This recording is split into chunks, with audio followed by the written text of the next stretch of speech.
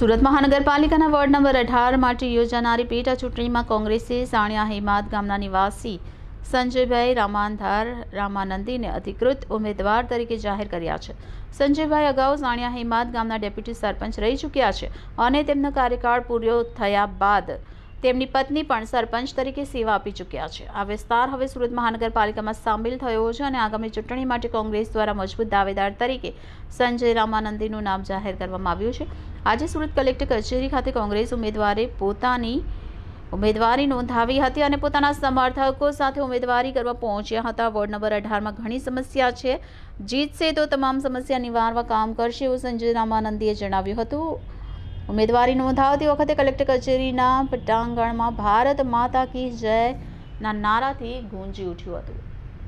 હું સંજયભાઈ રામાનંદી સાણિયા હેમાદ ગામ અને હું સરપંચ ડેપ્યુટી સરપંચ તરીકે પણ સેવા બજાવી છે મારા ગામમાં।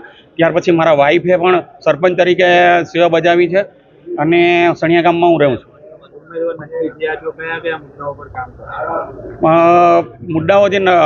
મુદ્દાઓ છે બહુ ઘણા મુદ્દાઓ છે। સરકારને જો લઈને જાઓ ઢગલા છે, સરકાર એક પણ મુદ્દાનું સોલ્યુશન નથી લાવતી। પહેલો મુદ્દો મારો ખાડીનો છે, ખેડૂતનો છે, મોંઘવારીનો છે, ભ્રષ્ટાચાર લઈને ગરીબોનો છે, ઘણો મુદ્દાઓ છે।